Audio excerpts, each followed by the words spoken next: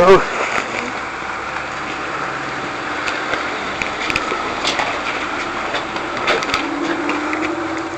Hey, Kelly. How's it going? Hold on one second, just so you know, cameras are not allowed in the meeting as it's going on. Well, that's what you say. Well, that's what I've been told, just letting you know. Okay, thanks.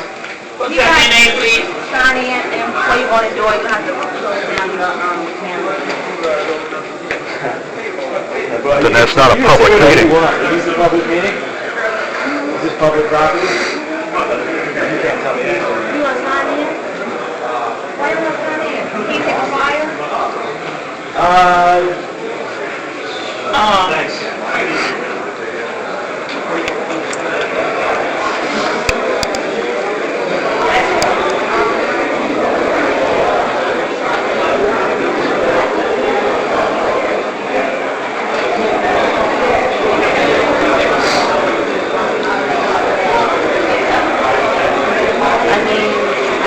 I'd say there's maybe 30 or 40.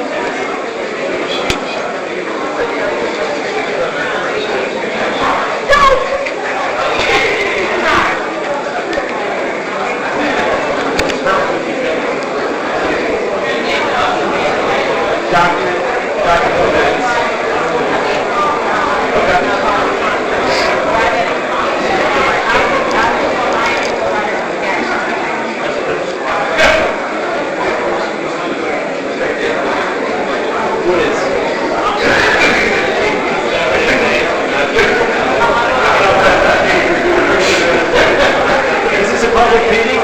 So you can see what she, Public. you can see her question. There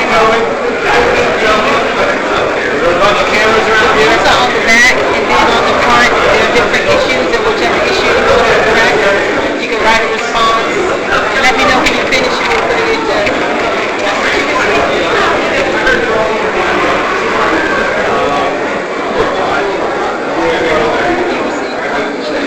I've got a questionnaire. Stage meeting. Am I going to get to talk to my servants in a public setting? You will write down your response. So is this a lottery system? Well, she will select from the usher. Select from the buckets.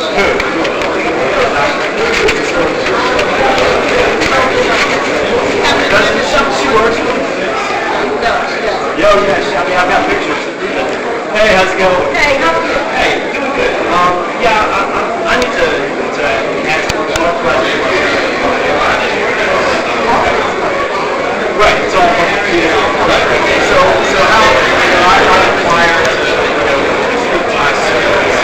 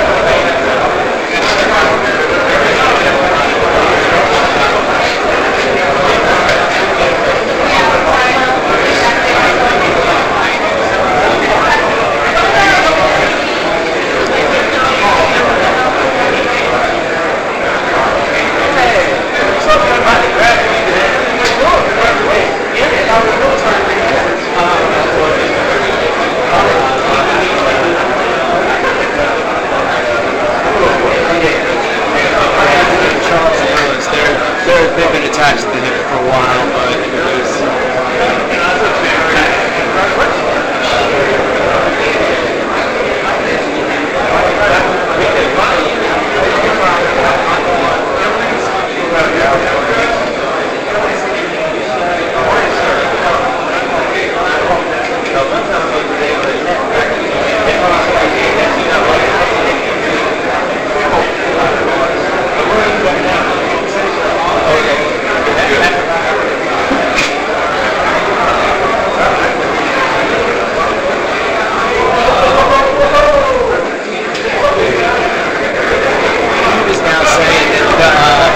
She said that she had never read Robinson before, not that she was insinuating that Michelle Mosby has never read Robinson before.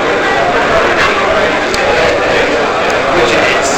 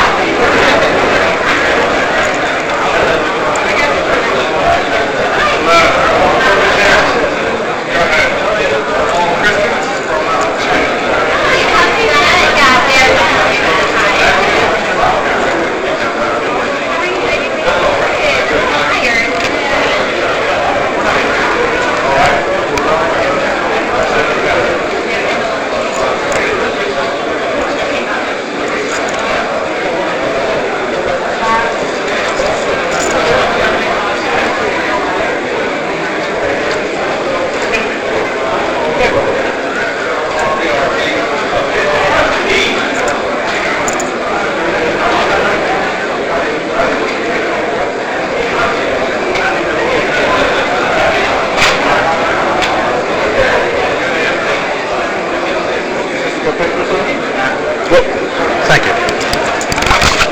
So much stuff here. Got it? Yep, thank you. Here, you can have the pencil back. This is your pencil, I think. All right. Yeah.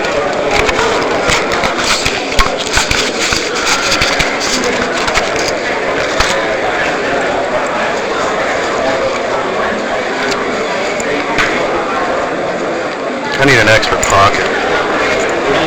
An extra pocket. Well, I think I got one. No, I'll put it in my pocket and trying to get all this.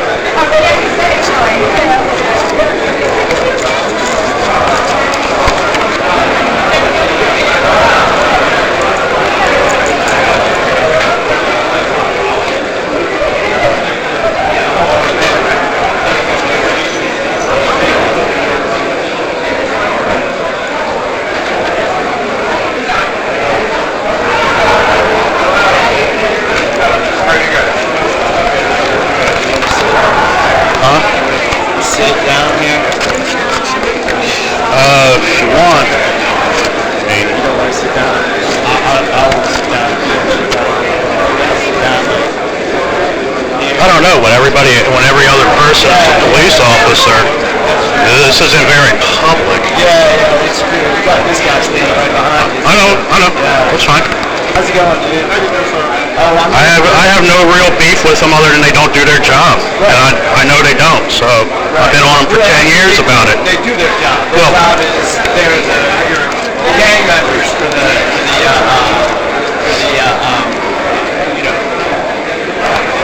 bankers, the 1%, the enemies of people that are wearing uniforms and carrying out war against the American people and the violators of the Constitution. That's what they do. That's their job.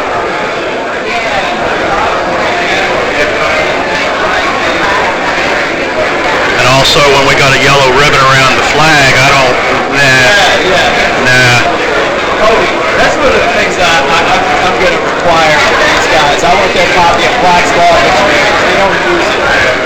They use it for bad purposes. Hold up the one table leg is wobbly. Yeah. I used to go up there and explain to the local house what the words in Black's Law Dictionary meant.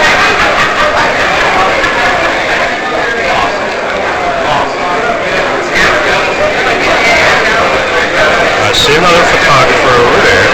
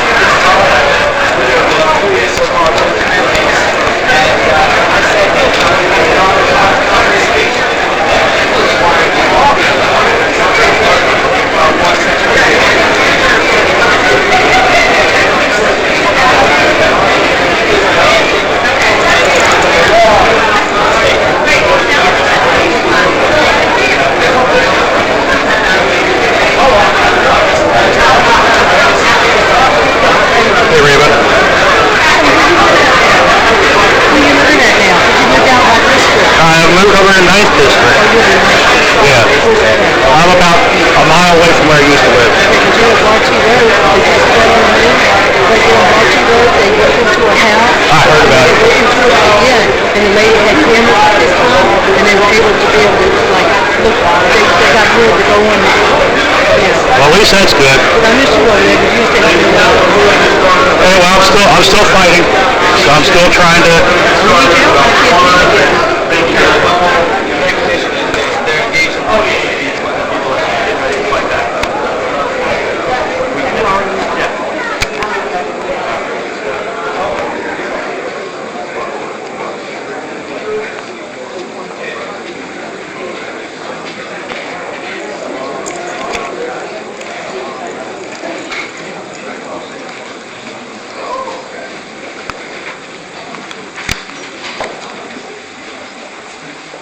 Thank you very much. My name is Steve Drew. I'm a major with the Richmond Police Department. I'd like to thank everybody for coming tonight. I'm going to introduce to you our Chief of Police, Chief Howard Durham. He's going to come forward and give us a few words, and then we're going to meet the individuals who helped put this event together, and then our moderator. So again, thank you all for being here tonight. I hope you had a great evening, and I think we'll get a lot accomplished. Would you welcome Chief Durham, please.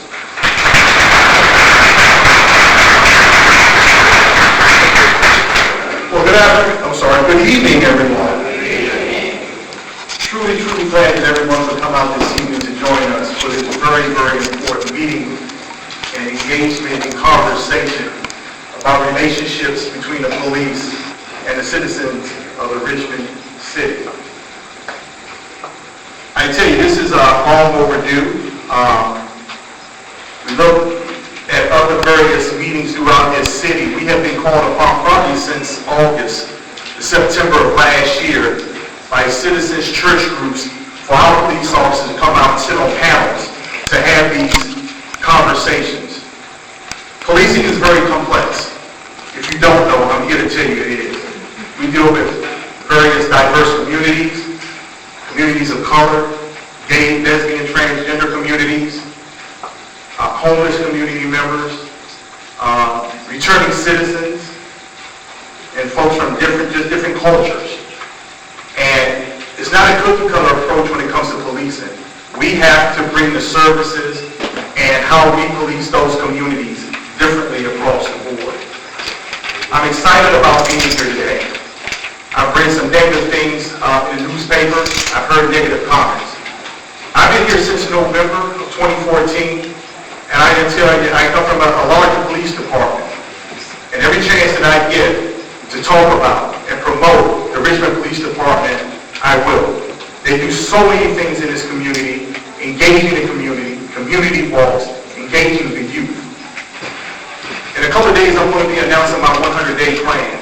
And part of that plan, one of my strategic focus points, will be on our youth.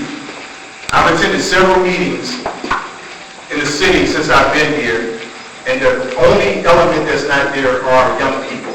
That's who we have to really engage and hear them. We have to listen. I tell my police officers and executive leadership, we have to listen to the community. It's a business. You're our customers. And that's why we're here this afternoon, or should I say this evening, to engage you. We have officers sitting along with you, the same officers that walk the beats and serve those, handle those radio assignments and come in a time of need for you all. They're sitting here, so we're looking for this engagement. We want you to be candid. We want you to be honest and tell us like it is, because we can't change if we don't know what we're doing wrong, if we're doing anything wrong at all.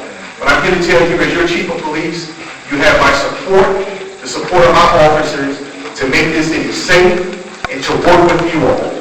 But before I sit down, before we turn it over, we need your help. We can't do this alone. And you hear that all the time. Police can't solve crime and help change the social ills of society. Everybody plays a role. We are all police in this city. So with that being said, again, thank you for coming out. We look forward to this engagement. It's very important, and it would not fall on deaf ears. So thank you very much.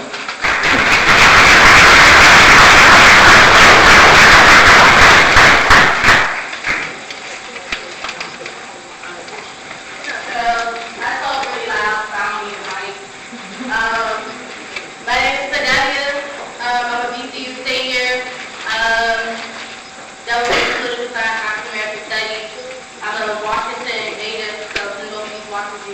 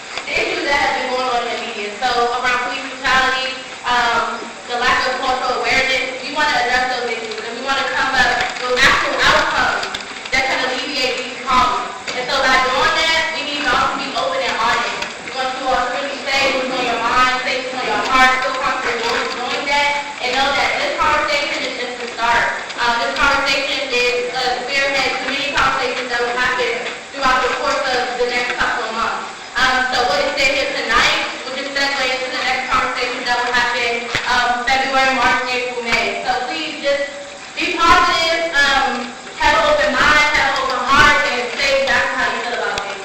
I love you. Yeah, my name is Oscar Sebastian from here at CCU. Right now, I'm getting ready to give you guys the rules. This is on the back of the sheet that you received earlier, but I'm just going to repeat them. And it is, number one, like, respect the floor. If a person is speaking from experience or answering a statement, question, or making a comment, please respect their time to talk by listening and avoid interruptions.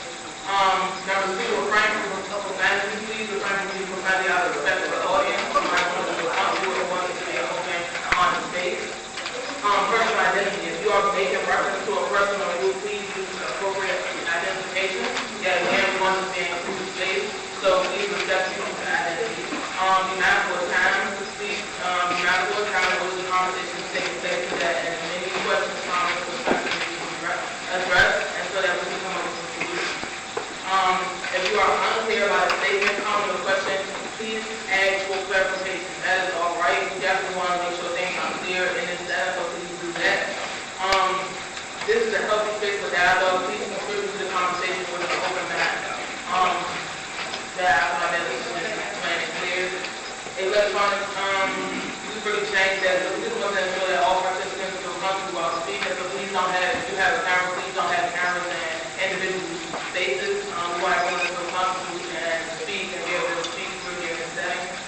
Everyone's thoughts are important, and if you would like to engage, please raise your hand so that everyone has an opportunity to speak. So when we're picking from the last and speaking on statements, questions, or concerns that are stated by other people, if you feel like that's near your heart, you have the opportunity to speak on that. We just ask that you raise your hand if you would like to speak on that, piggyback on that, ask questions on that, whatever you feel that you want to do. Just ask that you raise your hand so that we have a safety system if you want to speak and don't go out and kind of interrupt anyone else. So I'm getting ready to introduce our moderator for tonight. A lot of you, I feel like you guys really know her here in the Richmond community. She's known as Miss Community, Sylvia Lawrence. So if I can ask that Sylvia comes up, there you are.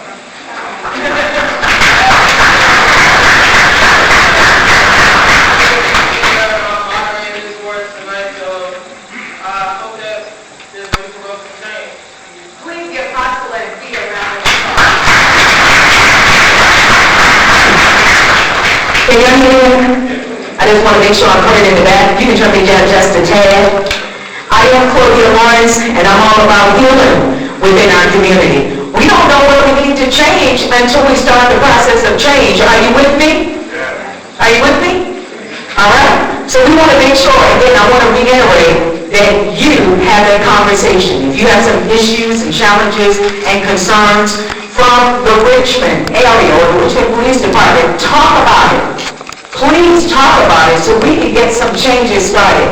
And we can start tonight. Y'all ready? Do you think we need some changes in the city of Richmond? We've been hold on. Richmond is doing it big, huh? We're doing it, right? So what we can do is, if we're doing it, we can do it even better. Agree? And I know we're having some challenges all across the United States of America, and God forbid all the lives that are lost, but all politics and all bars are local right here in Richmond and Virginia. Agree? All right, let's get started. Pull my first question. All righty. Pastor Larry Miles' question. I'm a lifelong citizen of Richmond. Okay.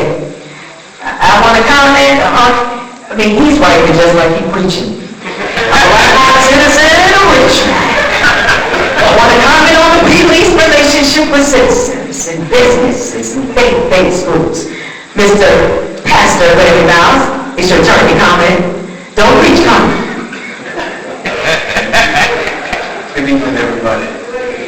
I'm glad to be here, and one of the things that I wanted to address in all of my travel around the country, around the world, I've noticed something about the police department here in the Richmond Metro and other places that I've gone in the north, in the south, The relationship between the police department and the citizens here is so very, very positive, much greater than what I've seen. That we don't have the problems that they have in Ferguson because we interact with the police department. The visibility that I have seen in the communities is very, very positive. The interaction with what at one time was referred to as hotspots, we don't refer to it as that anymore, but we go in prior to crime, we go in after crime.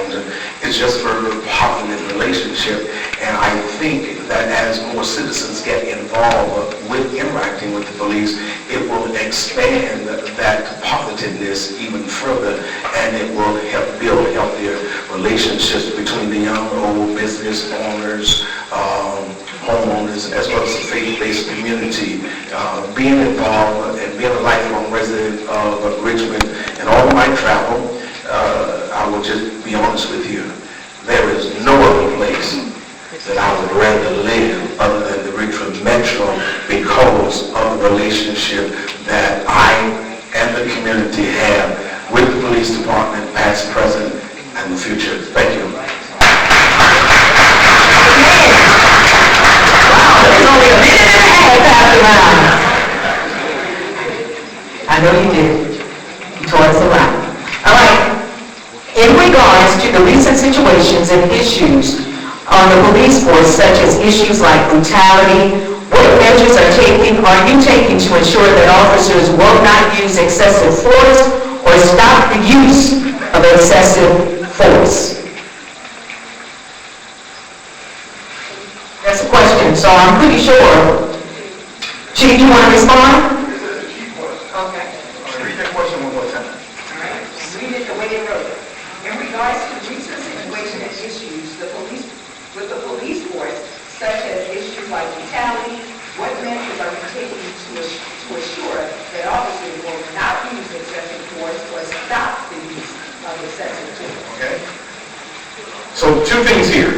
If ever there is an allegation made about use of force, a complaint has to be made. One of two ways. One, either another officer is going to report his observation of that use of force, or of course through that citizen contact. We have what we call an internal affairs division. Internal affairs investigate police misconduct. So when the police misconduct come in, they have a certain amount of days. That member is usually, depending on the egregiousness of that offense or complaint, is put in what we call a non-contact status, meaning we revoke him or her of their police powers. The investigation goes through. If it's a sustained, depending on the severity, it's either going to be suspension time or removal from the department. Again, we have what you call a table of penalties regarding that use of force. Yes. Yes. Okay, so in regards to you first said that, depending on the severity, who's judging the severity, how severe the actual complaint is, and how do you make people in the community feel comfortable that their issue is actually going to be taken care of so that they can feel like going to internal affairs actually matters?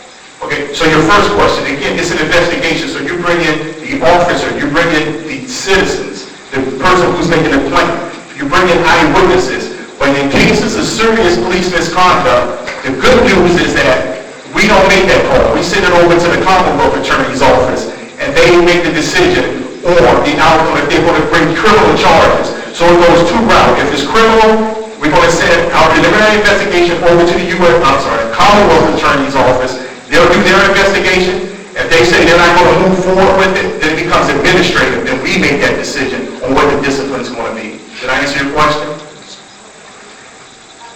Yes. State your name, please. My question about the use of force, is there any type of standard or procedure or guideline on when force is to be used in this case? Yes, very good question. Her question is there any standard when use of force? We have what you call in all law enforcement organizations across the country, a use of force continuum. The lowest level is just having conversation. Sir, ma'am, whatever the officer wants you to do.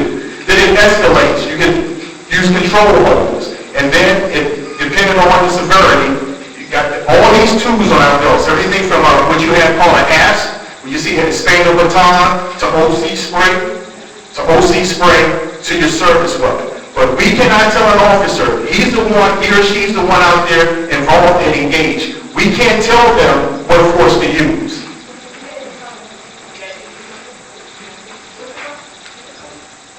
I'm sorry? No, I'm saying like, so it's not, it's the officers that's acting out in the community that will judge what type of force needs to be used. Yes. So to hear from some of them, like, when do they judge when they need to use this type of force? Like, how do they base the need to use force against someone? Like, from the actual people that's in the community that feel like they need to use force in certain ways. But again, that's a decision, we're trained. Every officer is trained. As a matter of fact, here, twice a year, we have use of force training. So it's reiterated. But I cannot tell an officer whether he should use force. They're the ones out there that's engaged in that individual, whoever they're encountering, when they have to use the least necessary level of force to apprehend or bring that situation under control. The least level of force. Any other comments? I think I have one more. Yes, ma'am. On average, how many complaints do the city of Richmond receive per year of excessive use? To be fair to me, I just got here, but can somebody, can you answer that? Don't hold that against me. So the numbers have been going down. So we were down 12% last year from the year before. So we were around 113, 114, and year 13 and 2014, we only had 94 complaints. 94? Yeah. And to put it in perspective, I guess how many interactions did you have with citizens? So on average, and well, you know what, we have a slide. Before you leave, I'll answer your question. Because I would assume that it's fairly.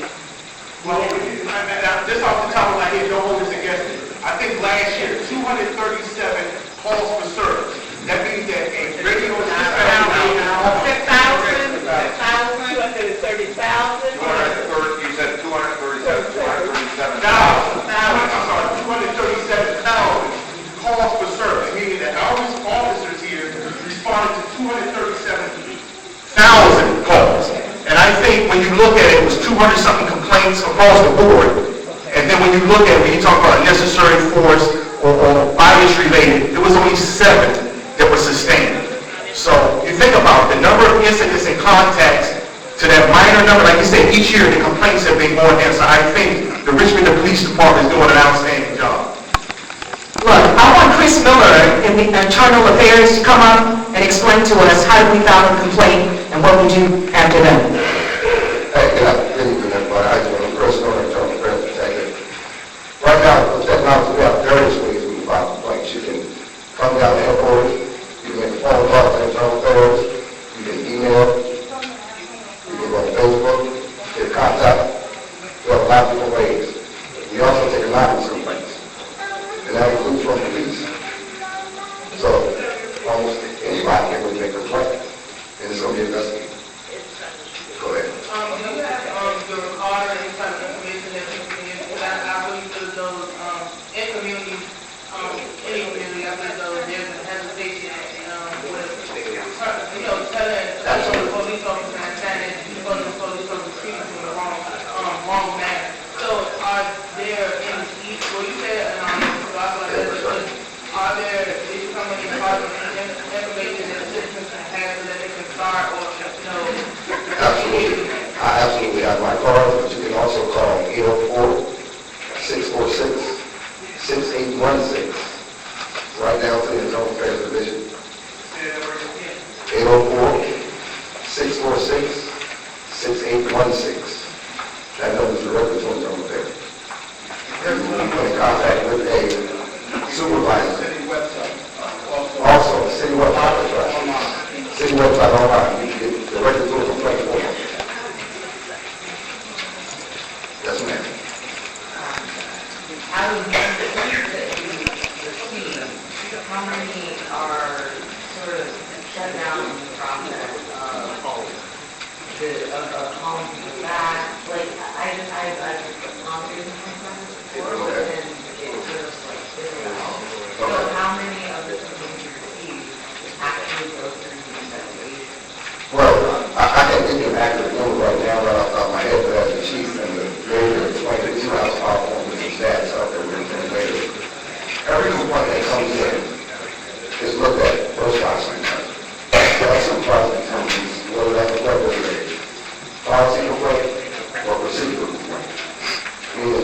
officer violated specific policy or specific procedure, meaning, cursing at a citizen, or something more serious like excessive force. Right. Once the supervisor makes a decision on that, it may come to me on the day.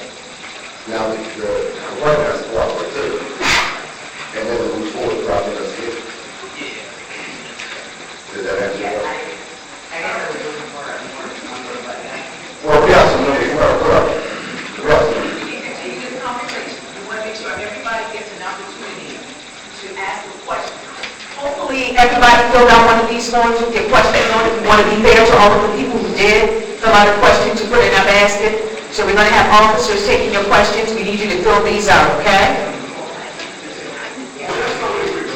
We had this conversation before. I can't hold my officers accountable if I don't know they've done something wrong. So that's very important, good question. You need to file complaints. If an officer is out here doing something that he or she has been doing, disrespectful, misconduct, let the police department know, because that's one thing I will not tolerate. That's your news, Richmond City Police Chief Durham. All right, here's your next question. What exactly are RDA police officers doing to protect citizens from terrorist threats? I think we have some officers who would like to respond. Who would think that this would be a terrorist threat? Yeah, okay. Richmond is not... Good evening, everyone. I'm Officer Eleni, Southside, 2nd Precinct. First, I wanted to comment. Someone asked about when we use force. So let me just give you an example. You see I'm not the tallest person. It could be any type of call. I respond to calls. I'll give you an example. Off Paul Street, there was a funeral going on, and families got into the altercation. Now I'm talking about 30 people, and I respond, and I have to stop them from fighting. Okay? So I may do something like, and I hate to use you as an example, but I may just go into a little crowd, just walk them this way. That's actual force. Okay? Now, a lot of times people just want to get their frustrations out, and that's enough. But if he were to grab me, then I have to do more. Okay? I do what's necessary to stop the disturbance. Okay? A lot of times people can be, let's say, drunk. People think things are going a certain way when they're drinking, and they're not. I have to say in a certain manner, this shouldn't be going on, you need to do other things, go somewhere else. Sometimes they don't do that, they don't listen. I have to affect that situation by putting my hands on someone, okay? Please believe that we don't want to use force. It's paperwork. We have somebody who call in and say anything happened, I've been complained on, but I have to do my job. And when somebody's calling me, like a young lady like this, saying this person's kicking down my door, doesn't belong on my porch, I have to deal with that situation. Here's another thing. I have rules to follow. The citizens don't necessarily have a list of rules to follow. They can do anything they want. They can have anything on them. And I have to keep that in mind when I'm addressing that situation. As far as terrorism, I can't say that I'm looking for bombs or anything like that, or whoever had that question, but I'm patrolling. I'm actively patrolling. I like to be out in the community. Anyone who lives over in the South Side, I'm sure you've seen this little boy do throwing footballs, playing basketball with kids, and having a word with some folks who are not doing savory things in the community. But being seen, and honestly, if I could get any point across, it would be, we're people. When I get home, I'm going to take this uniform off, and I'm going to pet my dog, kiss my wife, and I'm going to watch television. Okay, so I get offended by the same things you get offended at. Okay, I'm 40 years old, I'm not as young as I used to be, I'm not as strong as I used to be or fast, but I'm a little more wise. So I treat people the way I want to be treated, but again, people don't have to do that. It's my job to do it. And I love my job. That's another thing. I love it. So, I probably talk too much, but... I don't think the question got answered, so I want to make sure when the citizen wrote that down, the question didn't Well, what we're going to do is, with a lot of the relative questions, we're going to take notes and we're going to do a follow-up. We have a couple of questions about police policy and procedures. Mr. Miller answered that with internal affairs. Was that Homeland Security were you concerned about? The terrorist?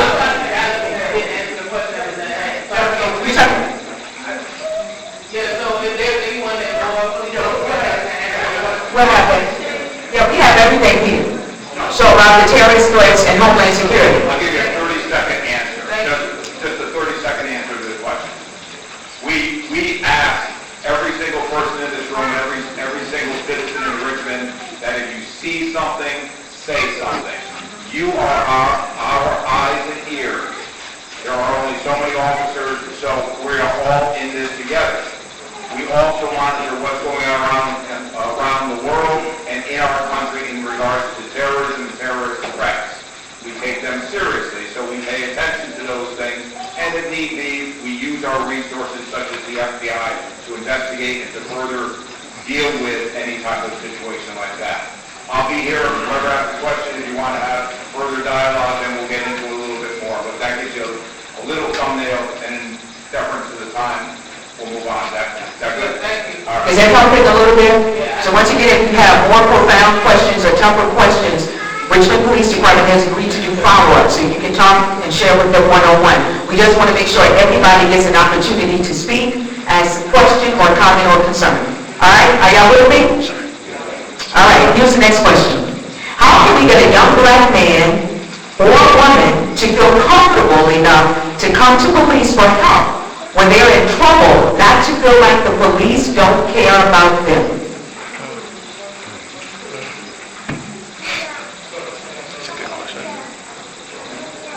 I think that's an interesting question. I don't think we need to actually specify what the person looks like when it comes to the question. The Richmond Police Department looks at all of you as citizens of our city.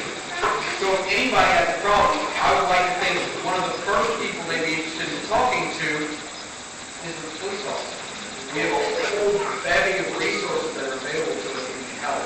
Whether it's something like you're having issues at home, or you're having a mental health crisis, or you're having issues with your neighbors, any sort of quality of life issues you might have, or crime-related issues. That's what we're here for. So I think the initial question was about how a young African-American person feels. One of the things we've actually done recently at the Richmond Police Corporal Service Initiative before a lot of these nationwide discussions started was an initiative we talked about reducing bias in policing. Okay? And every Richmond police officer, from the command staff on down to the newest working on the department, is going through this day-long training. A lot of it is acknowledging the inherent bias in us as people. That when we interact with somebody, our life experiences obviously come into play. And once we recognize that we're bringing our entire life with us in every interaction, we can work on minimizing any bias we bring into a situation. So that is one of the big things this department has done in a recent time frame, is trying to recognize that, like Officer Aline said, we're people. And we bring some of our personal life and experience into our interactions with the citizens of the community. And hopefully, once we're aware that we're doing that, we can work towards making those interactions better. So I would say anybody, young, old, black, white, Hispanic, Asian, whatever you are, the Richmond Police Department is diverse too, and is representative of you. And we welcome you to come forward to us and talk to us. And that's one of the big things is starting that conversation lets us figure out what's going on. I just want to make sure, so, okay, we have a question? Hi, back. Basically, of course, a lot was being, make sure everyone can hear me. Basically, a lot was being said. What I feel like was coming across was, color blindness. And me as a black woman, I'm full of color, so say you're colorblind, that doesn't exist in our American society. As we can see, we're very racially diverse and biased. So again, as a black woman, knowing the issues that black people have had with the police since way back when, how exactly can I feel as though I'm going to get the same protection or a white person for any sake.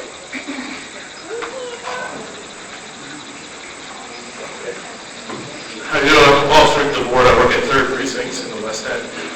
I think it's a really good question. Richmond historically has been a predominantly black city. We can agree on that. Over the last few years, we've become more and more of a diverse city, which is a good thing. Our department reflects that. We're a very diverse department. My shift I work at has 14 officers. We have females, males, black, white. We have one that was born in the former Soviet Union. We have multiple different languages that are just spoken within that one shift of 14 officers. That's a very small collection of our department. I agree that in some instances, people are more comfortable talking to maybe somebody that reflects what they look like, or somebody that reflects what their family looks like, and that's understandable for any of us.